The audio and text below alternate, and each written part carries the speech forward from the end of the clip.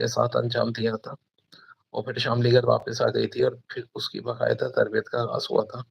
इन तरबियत के दौरान में भी उसने 2-3 कारनामे करके दिखाए थे और सिगरेट सर्विस का चीफ ऑफिसर उसकी ज़हानत और कारकर्दगी से बेहद मुतासिर हुआ था।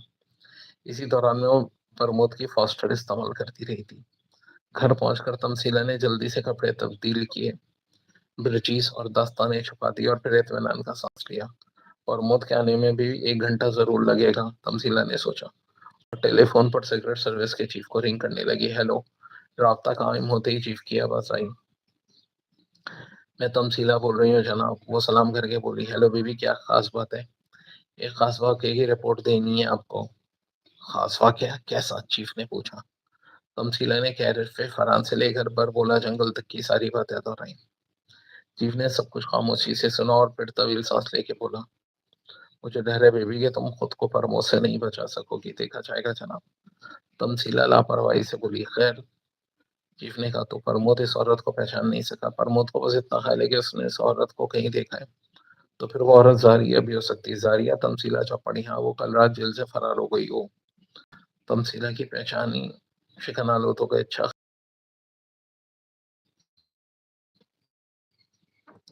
मैं भी हेडक्वार्टर फोन करके मालूम करता हूँ कि प्रमोद वहां पहुंच चुका होगा। उसी तरह से सिलसिला मुनक़ता हो गया। तमसीला सोच रही थी कि चीफ का ख्याल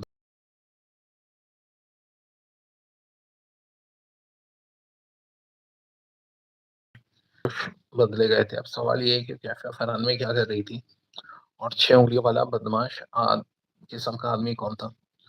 जब प्रमोद ने जारिया का ताक़ुब किया था तो बरबोला जंगल की तरफ भाग निकली थी और वो एक हेलीकॉप्टर जैसे उसका मुंतज़िर ही था। वो उसमें बैठकर परवाज़ कर गई थी और उसके साथी ने जो कार में पहले ही से मौजूद था, कार समेत फरार होने की कोशिश की थी। शुरू से आखिर तक उसने खुद को गाड़ी में छुपाए रखा था। तमसीला इन बातों पर गौर करती रही और उलझती रही। उसे भूख भी लग रही थी, लेकिन प्रमोद के इंतजार में 2 घंटे गुजर गए। 10:30 बजे थे जब वो वापस आया। उसका मूड बहुत खराब मालूम हो रहा था। पेशानी पर शिकने और आंखों में झुंझलाहट थी। प्रमोद ने अपना एलिस्टर उतारकर एक तरफ फेंका और खुद को कुर्सी पर गिराकर सिगरेट जलाने लगा। क्या बात है, तुम कुछ हम्म, परेशान मालूम हो रहे हो? तमसीला बोली। बस औक़ात दिल चाहता है कि इस महकमे से अलहदगी इख्तियार कर लूं। प्रमोद ने मुंह बनाकर कहा। मुझे कोई खास दुश्वारी नहीं होगी अगर मैं निजी तौर पर अपने मुल्क के लिए काम शुरू कर दूं। आखिर हुआ क्या है? मुझे हुक्म दिया गया है कि मैं मामला से अलग रखूं। किन मामला से? तमसीला के लिए अनजान बनना जरूरी था। प्रमोद उसे बताने लगा कि जब उसने कैफे फरान से उस औरत का ताक़ुब किया तो क्या क्या वाकयात रहे। जब लेडी ब्लैक का जिक्र आया तो तमसीला ने चौंकते हुए कहा। वो फिर टपक पड़ी।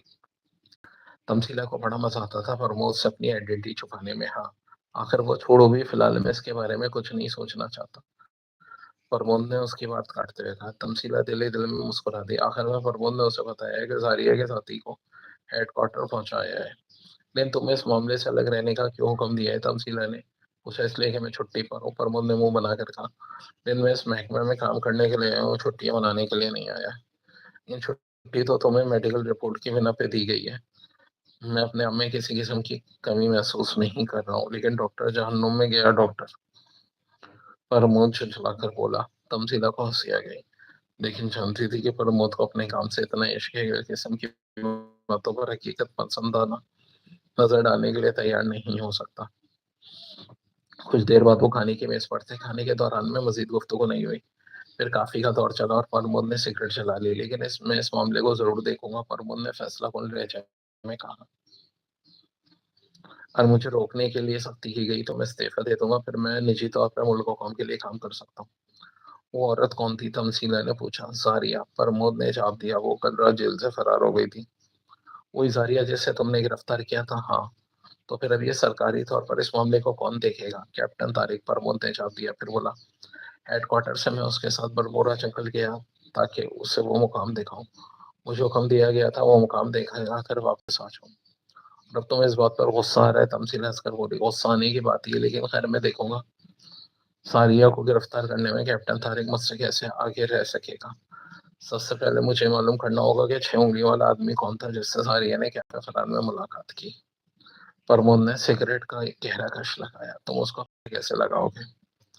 मैं भी एक आदमी से मिलने जा रहा हूँ तो कि मुझे उस 6 उंगलियों वाले इस आदमी के बारे में मालूमात हासिल हो जाएगी।